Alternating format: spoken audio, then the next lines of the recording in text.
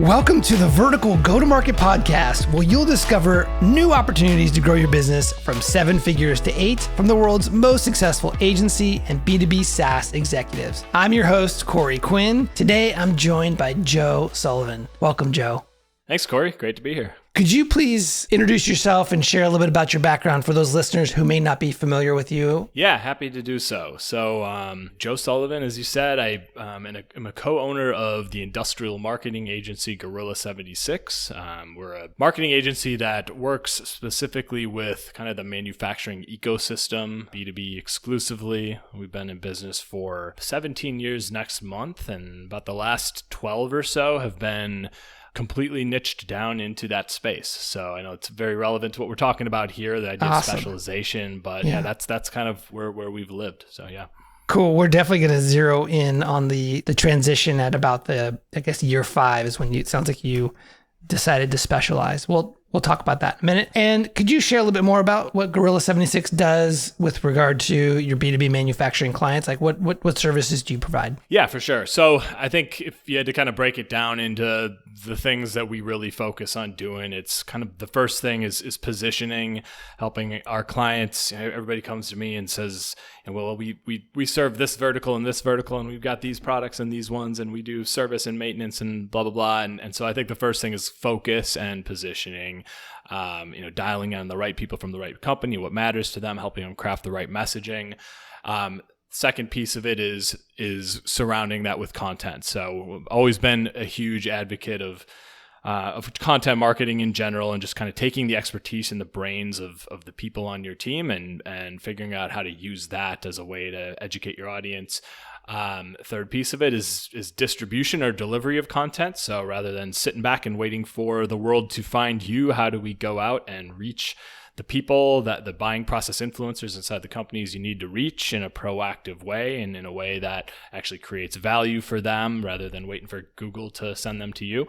And then the last piece of it is kind of how do we quantify the impact, both the signals that we're going in the right direction, we're reaching the right people, the message is resonating, but all the way through to impact on revenue. So awesome. Based on just that overview, I can tell we have a lot of similar thinking and approach about how we go about our marketing. I love all that. And just for the listeners' sake, what could you share about the size of the business, maybe the number of clients, revenue, employees, whatever you're comfortable sharing? Yeah, so we're a 23-person company, recruiting our 24th right now. We're based in St. Louis, but our team is kind of about 2/3 of us are here at this point. Pre-pandemic, we were all here, and now we hire the best people we can from wherever they are, which I love. We work usually at any given moment in time, we've probably got somewhere from 15 to 20 clients. So we work pretty intensively with them rather than kind of doing project work. One of our longest standing clients been with us for 12 years, and we've had a few more that are 5 years plus, which is cool. And yeah, we're about we'll be somewhere between 3 and 4 million this year in sales, so to give you some perspective. Beautiful. That's awesome. And your title, according to LinkedIn, is founder and thinker. Could you tell us a little bit about your role there? Mm-hmm. Yeah, we stick the thinker in front of all job titles here, and it kind of just goes back to when John, my business partner, and I founded the business, again, 17 years ago. We had that on our first business card as, thinker, and I think mine was thinker and designer, and his was thinker and writer, which were really our skill sets at the time. But I think that's always been key for us is hiring people who are critical thinkers and problem solvers. And I think a lot of marketing happens kind of mindlessly and without true business outcomes at the center of what you're doing. So there's that. But my role at the company at this point is mostly, like, my accountabilities are marketing and sales for Gorilla, as well as kind of some high level consulting for clients, especially early on. Got it. So you're mostly outward facing, helping to spread the brand and the message and the offers that you guys have. Yeah, it's been nice over the years. There's a time where me and John wore all hats, right? Mm-hmm. As when we were a 2-person company, and even for many years after that, still kind of just taking off one hat at a time. And John's found his home in overseeing the people side of our business and recruiting, retention, culture, all of that. And I've kind of been business development for our company as me, and built a great leadership team to really run operations. Sounds like a great partnership with your co-founder. I've been very lucky. Yeah, we're really good friends. Yeah. We were friends first, and of course, you have your bumps in the road along the way. But I've been very fortunate to be partnered with John for this long. So you mentioned that about 5 years into your journey as an agency owner, you began the specialization process. Could you take me to the period before you began to specialize? What was going on in the business? What was working? What was not working? And what led you to realize that specializing was going to be important for your business going forward? Yeah, the strategy the first 5 years was take a check for whoever would write us one for anything that could be categorized as marketing, right? And so it was, we were in our earliest days, we were kind of a creative shop first and foremost. I was always an art kid growing up, and was, I went to school for essentially graphic design, took my first job as an art director, and my business partner John was a writer, and so we had these sort of complementary skill sets for advertising, which is sort of where we landed, like more creative advertising at first. But I think we learned pretty quickly like what an opportunity there was to do so much more than the creative side of things, and we saw companies that were struggling with just connecting what they were doing on the marketing front to like impact on the business, and being problem solvers ourselves, we kind of just sort of naturally found our way into solving those larger big business challenges and wrapping marketing around that. So we kind of moved from being a creative shop to doing a lot more than that pretty quickly. But it was about 5 years in is probably about right when we sort of looked around our client base and said, who are we really best at working with here? Who do we like working with? We did some small consumer brands and local stuff, restaurants and whatever. And the companies we really enjoyed working with were business to business. They were selling things that you didn't even know existed somewhere along the supply chain, maybe, or real technical sales, like working with engineers who had all this incredible knowledge, but weren't leveraging it, in the marketing that they were doing. And so we kind of figured out what we really liked doing. We saw this huge gap in unmet demand for marketing, and really a lack of education about what marketing really is. And I think still today, so many companies that are less sophisticated on the marketing front, they don't really even understand the difference between sales and marketing and where that line's drawn. So we saw a big need in sort of B2B. We would have said, we would have just probably at the time said just industrial sector. We've kind of specialized quite a bit more since, but it was a lot of construction, manufacturing. I think it was a time we called it kind of blue collar brands is who we worked with, like people who made stuff with their hands or whatever. But so part of it was just recognizing a need. Some of our earliest clients were there. We liked working with them. It was the types of clients that weren't calling you at 9 p.m. on a Saturday night because there was some emergency they needed. And honestly, the lifestyle portion of it was something that mattered to us too. We wanted to, not just live a life of stress, I guess, all the time. But so the niche for us sort of happened by accident. It was our earliest clients were there. We figured out who we liked, and then it became very intentional. That's kind of the way I describe it. What were the conditions in the business that led you to want to make a shift from what you were doing? It's a good question. It's hard to remember if there was an actual tipping point or not. And I think it was more just we're the types who were always just looking at the business, like what's working, what's not, what do we actually like doing, what are we actually good at doing. And so I think it was just kind of the regular cadence of going through that. I can remember John and I we had a weekly Tuesday morning standing meeting at this restaurant that's a few blocks down from us right now. It's no longer there, but we would go there and we'd eat breakfast and we'd get coffee and sit there for 3 hours and just work on the business.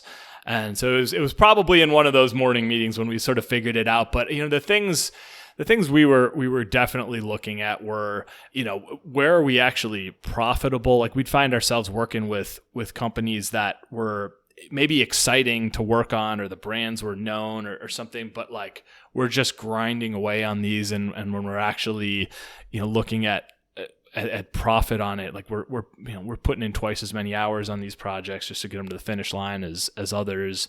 So I don't know if there was a true tipping point as much as just this decision to be honest with ourselves about what we like doing, what we're good at doing, where we're profitable. It's so it sounds like you were spending time on the business as well as in the business, and you had some perspective, and that was.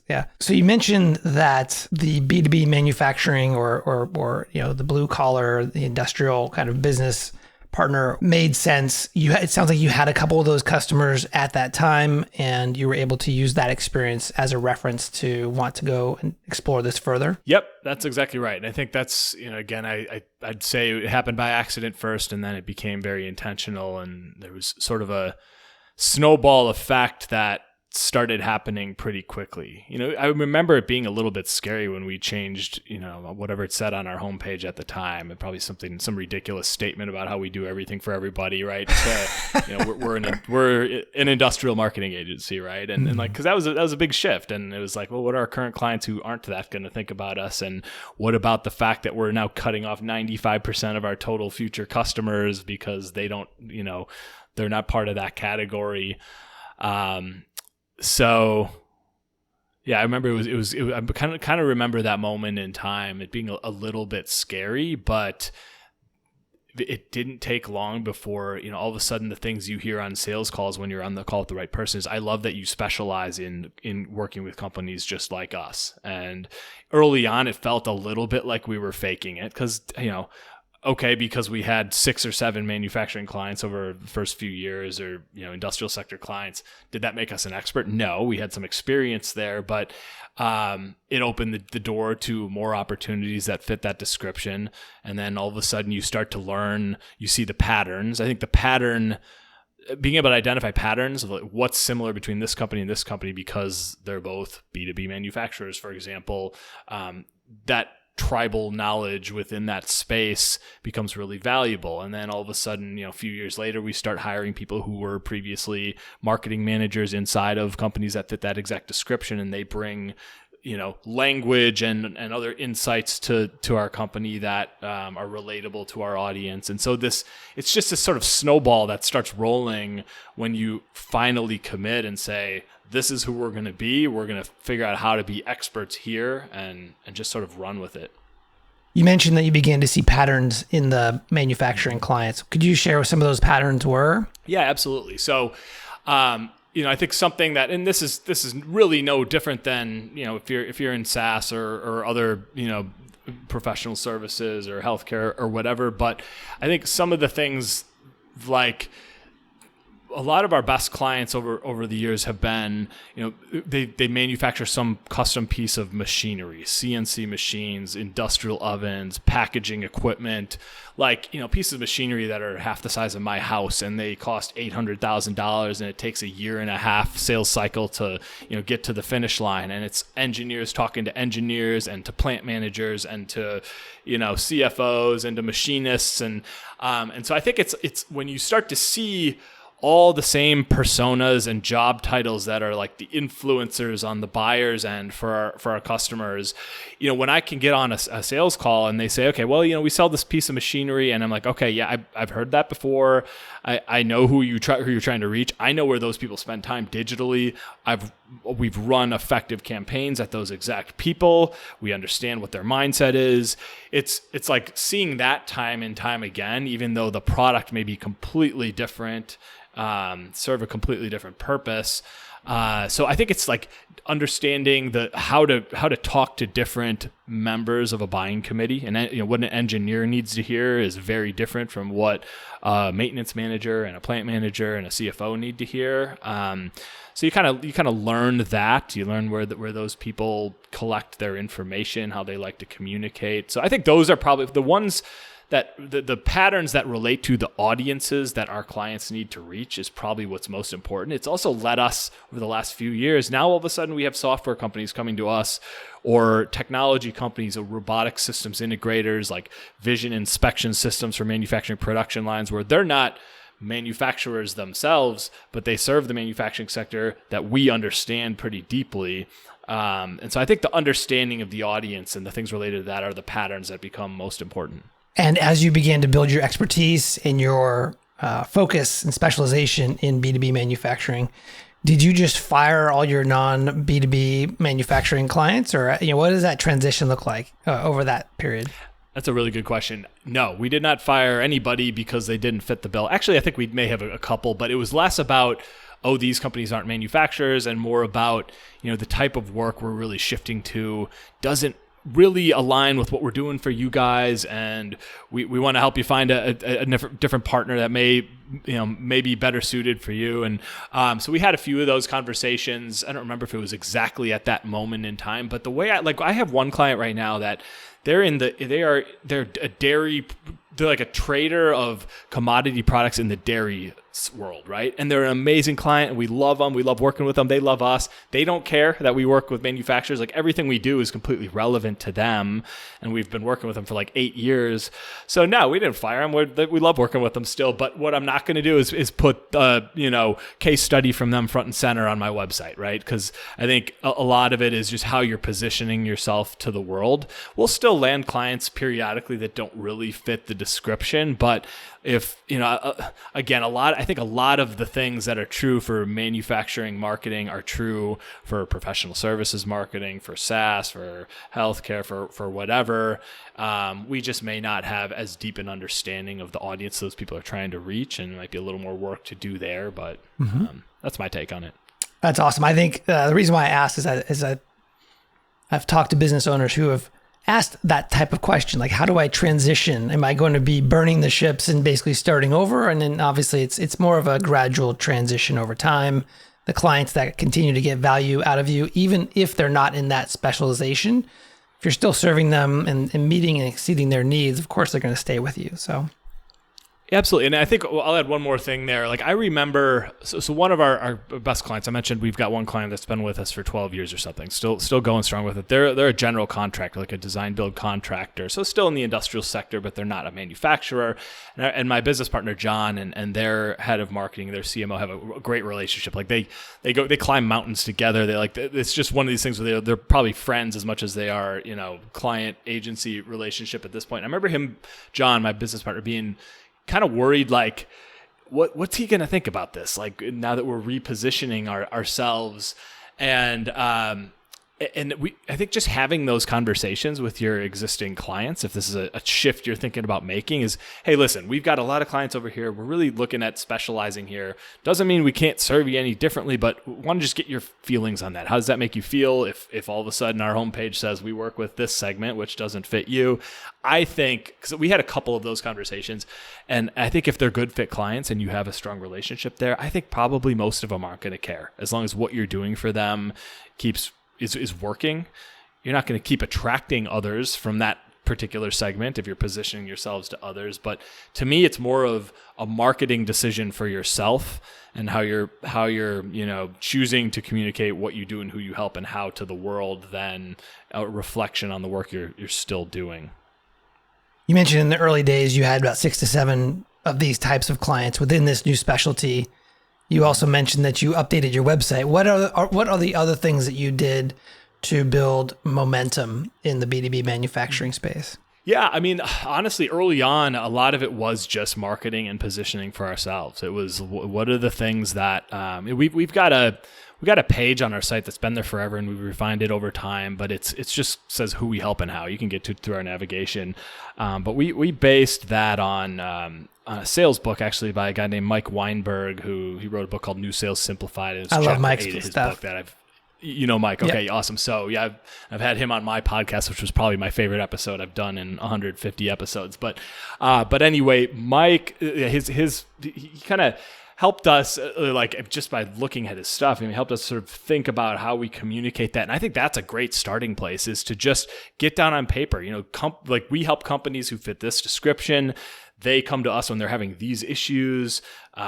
This is what makes us different from the other guys who on paper look the same as us. This is what it looks like to get started working with us. And so we just really latched on to the language we crafted there. We used it in the way we talked, had our team talk to the outside world, the way we talked internally, what it said on our website. And I think that was the starting place.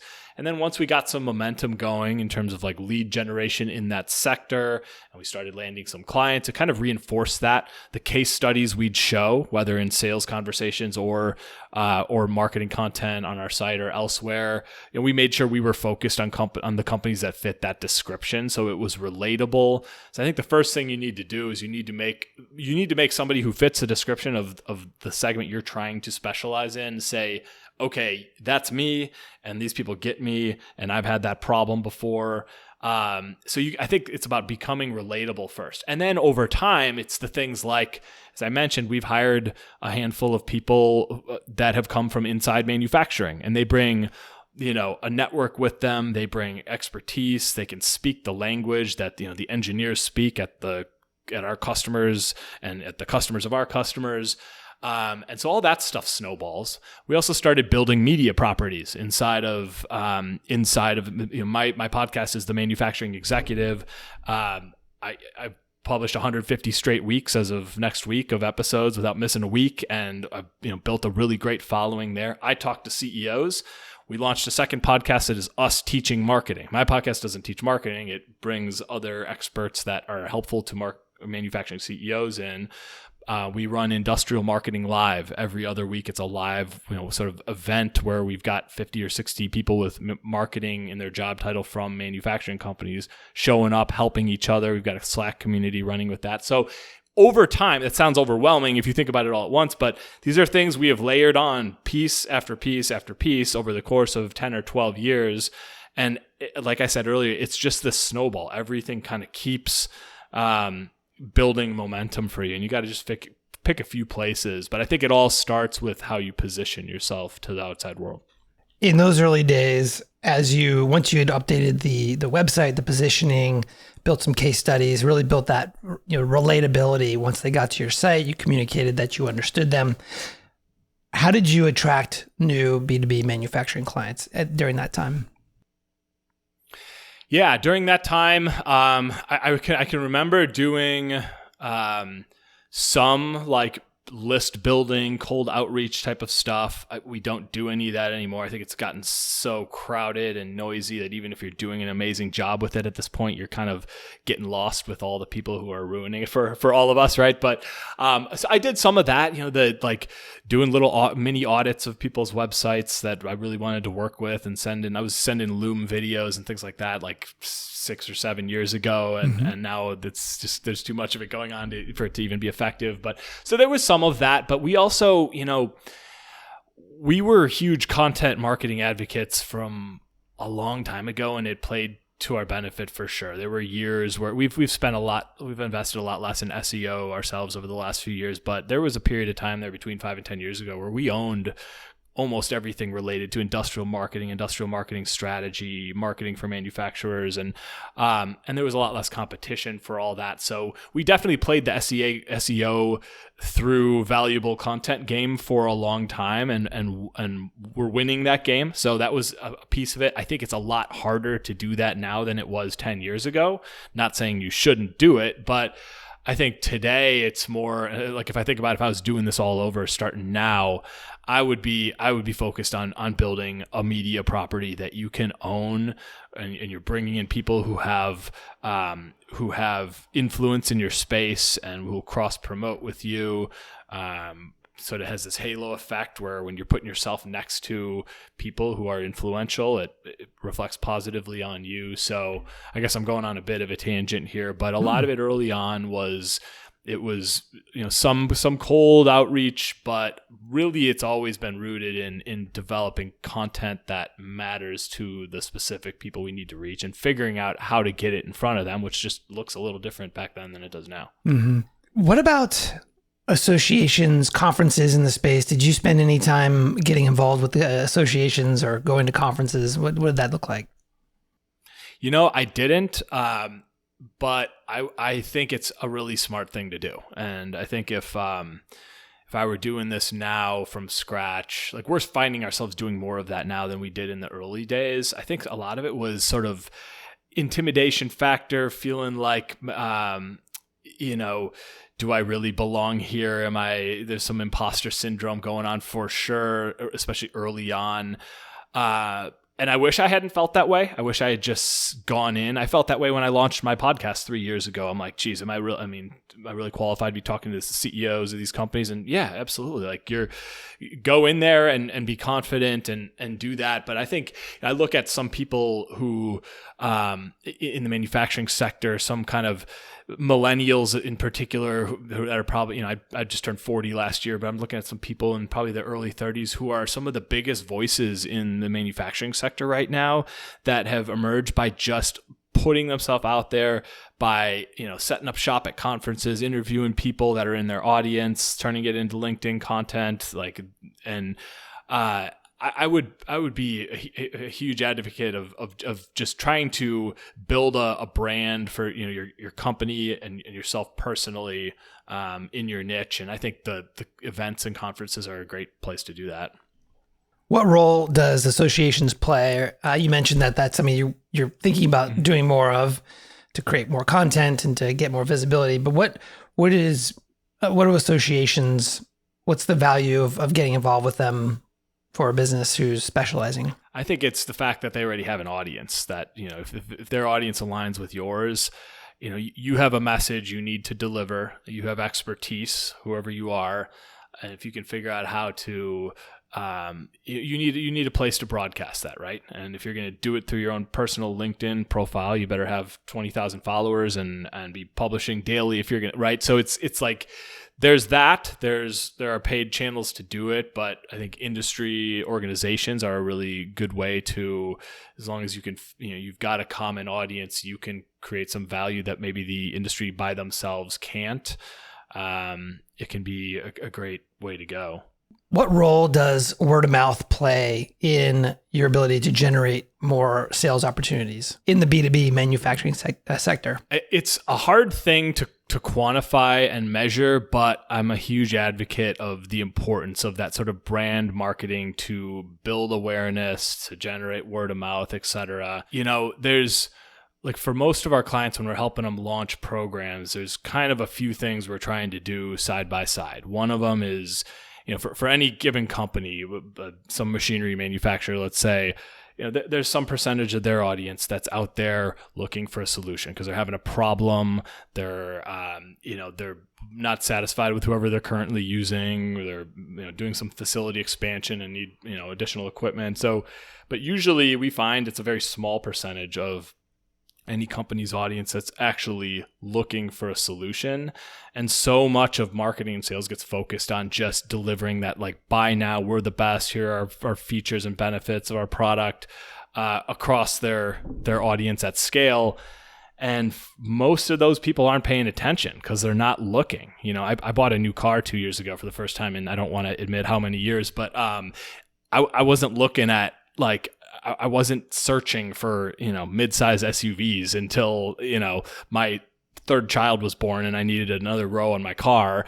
And so, I think all the sales messaging coming at you and just sort of like bottom of funnel stuff wasn't going to resonate. So I think while there's a component of that needs to be happening, when somebody's looking, you need them to find you, whether you're a manufacturer or a software company or whatever. But the real opportunity is to look at that total addressable market, to say, who are the companies that fit our ideal customer profile that we want to be able to reach and influence? Who are the people inside those companies that we really need to our message to resonate with? And how do you build awareness and trust and credibility and be a resource to those people at scale? How do you deliver messaging in the right places at the right frequency so that when the time is right for them, you already there's awareness for you. There's, positive associations with your brand name. And whether they, ideally they pick up the phone and call you first, or when they go to Google, even if you're ranking 6th or 7th or whatever, you're the first one they click on because there's that trust has already been built. And so that's, I think, where so many companies miss. It's such a nearsighted approach to marketing and sales, and they're ignoring the opportunity because to build awareness and trust across their whole market because they don't have the patience to do it. Yeah, they're so short-term focused. Yep, and I get it. And people have sales targets they need to meet to reach. Most executives don't really understand marketing, so they're putting pressure on marketing to deliver tangible results in a month or 2 months when really they need 6 months or a year to build a program and even get the right signals in place. So I understand why it happens, but it doesn't make it right. Reminds me, I worked at an agency many years ago, and we had a big client for the agency who was spending a couple $1 million a month on PPC ads. They were in the business of forming LLCs and S corps for businesses, and the business like PPC was working so well for them. Mm-hmm. And we would advise them, hey, in addition to managing your PPC spend, it's important to allocate some budget to SEO. Like you have to build some, and their site happened to be built in such a way that it was not very SEO friendly, and so they understood the need for that. Never took our advice, and over the years, guess what happened? PPC got more expensive, and all the while they had an upstart competitor that they didn't even pay attention to, who was all in on SEO. And all of a sudden they were in a position over the years where PPC was no longer profitable for them. They had to figure out other channels. And meanwhile, they had lost all that time to build up their SEO. And this other company was killing it on SEO and ranking top of the search results. And so it was a mistake that they had made, and I think it's a natural mistake. I've seen it where the short-term focus of PPC and paid ads transactions took precedence over doing more of the long-term type of tactics that would serve them over time. Yeah, it's a really good example of that nearsighted approach. You get a little bit complacent and satisfied with what you're doing in the short term. I think like a simple way to look at it is, what things can you be doing that are going to transcend the channel? And I think it's really hard to go wrong with, if you are a company that has, tons of collective experience among your people and deep knowledge and expertise. I think it's going to be a long time, if ever, before, that having that knowledge packaged up in some way to actually help your audience is not going to be relevant. Like that's just that, 10 years ago, you could probably crush it in your niche in SEO. Now it's harder to do, and it's still relevant. There's probably a time right now where we win huge on LinkedIn at Gorilla. I've got 8 people on my team probably who are publishing great insights daily and building great networks. But we're relying on another platform, and if LinkedIn went away tomorrow, it would be a bump in the road for us, but all that knowledge that we're publishing there, well, okay, now where are we going to go with that knowledge now? We've already got it. We've packaged it up. We've made it. We're going to have to deliver it in a different channel versus just relying on some media channel or something that could cut you off tomorrow if they wanted to. So yeah, that kind of leads us to your podcasts, building up your own brand through the podcast. So why did you choose to launch the Manufacturing Executive Podcast, and what has that done for your business? Yeah, so it's interesting. I launched the podcast in, I think the first episode went live in May or June of 2020. It was very early pandemic, but it was really pre-pandemic when I was exploring and talking to some different companies about helping me launch it. The way I sort of looked at it at the time was, I think it was in 2018, 2019, between those 2 years, I had written just myself even over 50,000 words of content, like teaching marketing strategy and tactics, et cetera, published in our blog. A lot of that stuff's still alive and has been, some of it needs a refresh really badly. Other stuff has been refreshed. But I guess the point was the written content in blog format was really kind of the platform for publishing knowledge. And I said, well, all right, the podcasting medium's blowing up. I'm interested in it. I don't know if I'd be good at it, but I'm definitely interested in it. And so my original intention with the podcast was, well, okay, naturally I'll launch an industrial marketing podcast. I've already got all this written content. I can easily just start publishing that in audio format. And I'll always be thankful to, it was Dan Sanchez he was at the time at Sweetfish Media, who, if you know Dan, but he was, I hired Sweetfish to produce the podcast for me. And Dan was advising me early on. He's like, no, you're not going to do, he told me, you're not doing a marketing podcast. You're going to do a podcast where you're going to interview the types of people that you want to reach and connect with. And the owner of Sweetfish, James Carberry, his book, Content-Based Networking, was influential to me. It was, how do you use a media platform as a way to meet people you'd otherwise never get a chance to talk to, put the spotlight on them, not yourself. And so I would infuse, I still do it. Probably every 10th episode or so is marketing, but specific to manufacturing. But other, I'm talking about supply chain. I'm talking about labor. I'm talking about, and I'm talking about. I mean, I'm interviewing other people who are talking about it.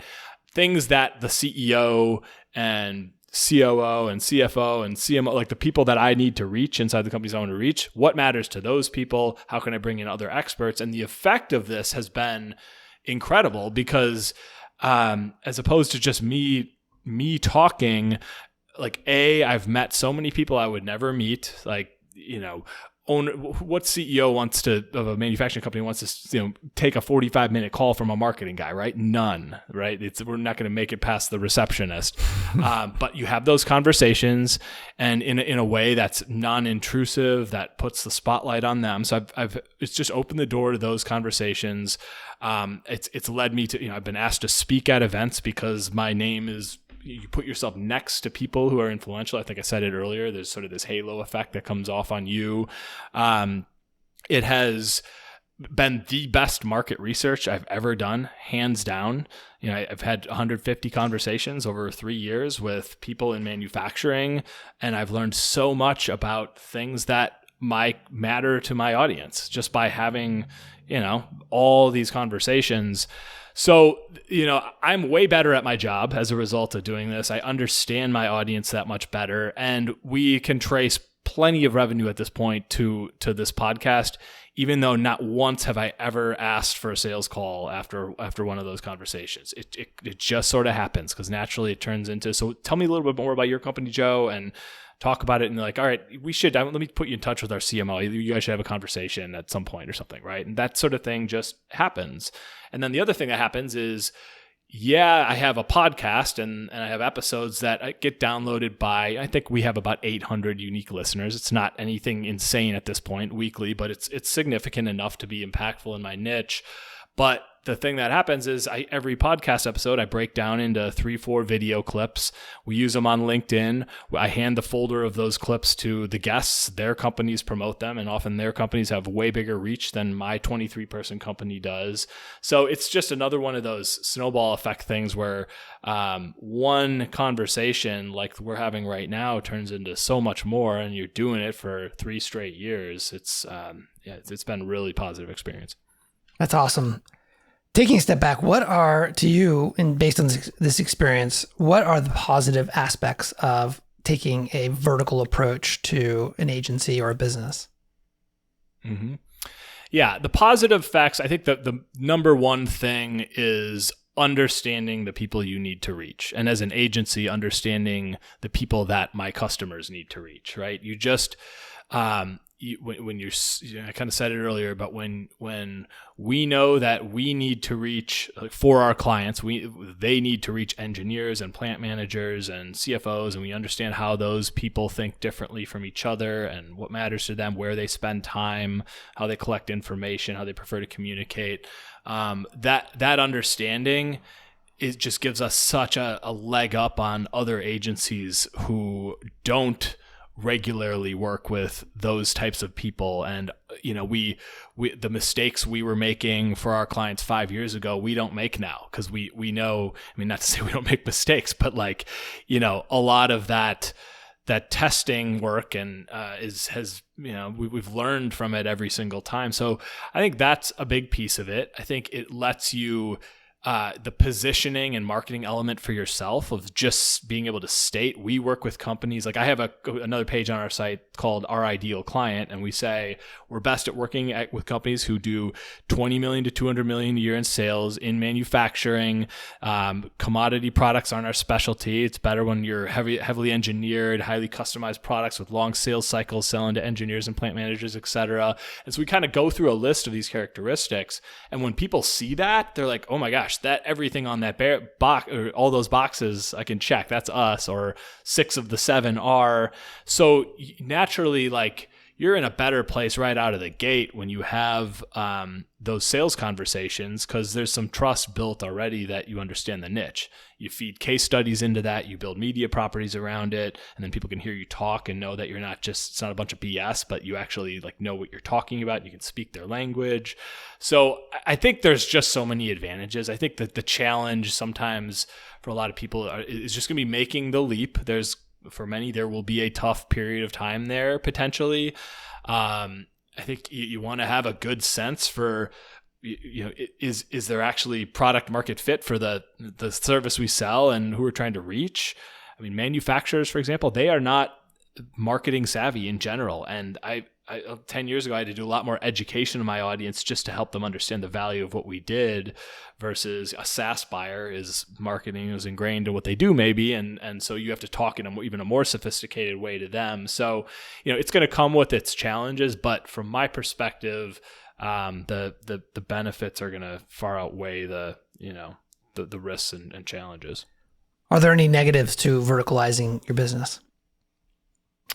I mean, you're cutting off most of your potential customers, right? Like we don't position ourselves we've never positioned ourselves to B2C. So like from day one, we were exclusively B2B, or not day one, but by, a year or two in at least.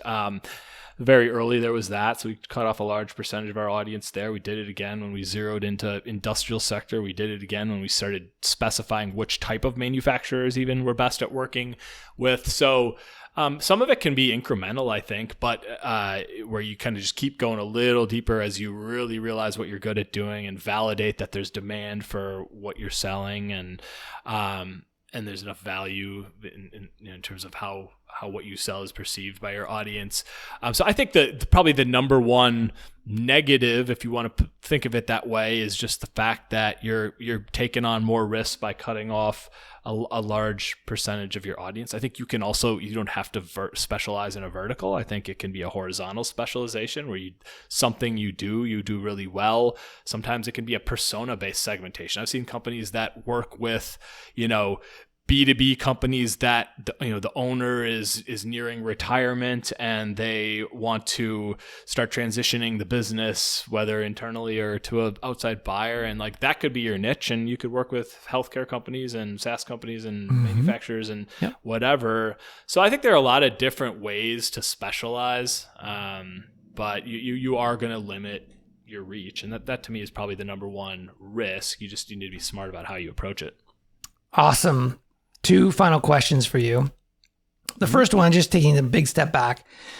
Let's say there's someone who's listening to this or watching right now, and they have a generalist business. They were like you 12 years ago, and they are thinking about verticalizing their business. What advice do you have for them, or maybe to your younger self as you were thinking about going through this process? Yeah, I think I would look at, do you have expertise here? Is there something that you can at least build on? And maybe if you don't, that might even be okay. Like, we had a little bit, right? But I think it's gonna be really helpful if your own experiences have led you to experience the need for the thing you sell in the space that you think you want to specialize in. And that's going to help you out. And if you've got a team or are building a team to hire some people maybe who came from inside that space, I think that would have been really helpful to me if I had some people with manufacturing specific experience early on. I think right now versus when we started our business or even Specialized, you have so much access to your audience right now. Like I just think about LinkedIn alone, being able to pull your audience and figure out, like we're launching a product right now. We're launching a training course, like sort of a paid resource center training course. We polled our audience and got 40 really great responses without even trying very hard of qualitative paired with quantitative, like insights and feedback about what people would actually want to buy and what the biggest challenges they're trying to solve are in their jobs as marketers inside of manufacturing companies. And I think that you could do plenty of that by just leveraging your network and getting some real insights rather than just basing everything on assumptions. If you're going to make a leap or make a big shift in your business, obviously that's a big move. And I think any sort of insight you can gather would be really helpful. You could double down on, or sort of like kill two birds with one stone by doing what you're doing right now, Corey, which is interviewing people that are, maybe in the space. You don't even have to have a podcast. You could just try to start booking 20-minute Zoom interviews with people who fit the niche and try to explore like firsthand what things they're struggling with and sort of validate that there's a need there. And in the meantime, you're making content that you can use to promote your business and to put a spotlight on them and things. So those are the things I'd look at, is like, do you have some expertise you can build on, or can you get help from people who do, and try to do some kind of at least, preliminary market research to validate product market fit. That's awesome. Joe, this has been great. One last question for you. What's your motivation?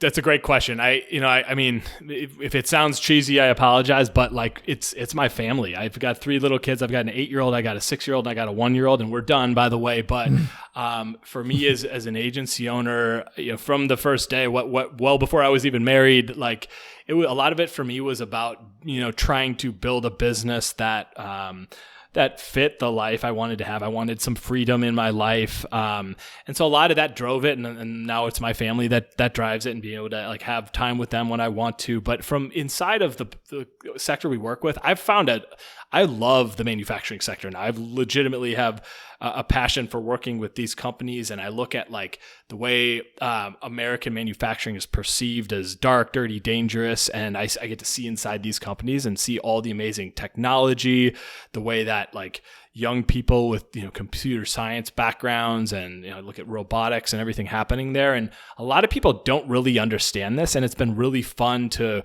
work with companies that are on the sort of at the forefront of like leading this new industrial revolution that's so much different than the way people see manufacturing. So I feel fortunate that I fell into a niche that I legitimately wound up falling in love with almost after the fact, but there's a lot of motivation there. It's what drives me with my podcast too, is meeting people who are making actual change in manufacturing in America. So I guess that's my answer. That's awesome. I'm a big family guy as well, so I resonate with that. Where can people reach out to you? Yeah, I'd say find me on LinkedIn. If my name wasn't Joe Sullivan, I'd say look up Joe Sullivan on LinkedIn. There's probably about 600 Joe Sullivans. But yeah, my company is Gorilla 76, Gorilla like the animal, and 76. You can go to our website, look up Joe Sullivan, Gorilla 76 on LinkedIn. And if you happen to be, somebody who's interested in this space, we run Industrial Marketing Live every other week, where we are just teaching, and that's probably my favorite thing we're doing right now. So check that out if you're interested. Awesome. Thank you so much for joining, Joe. I appreciate the opportunity. All right, folks, that's it for today. I'm Corey Quinn, and I hope you join me again next time for the Vertical Go-to-Market podcast. If you received value from this show, I'd love a 5-star rating and review on Apple Podcasts. Thanks, and we'll see you soon.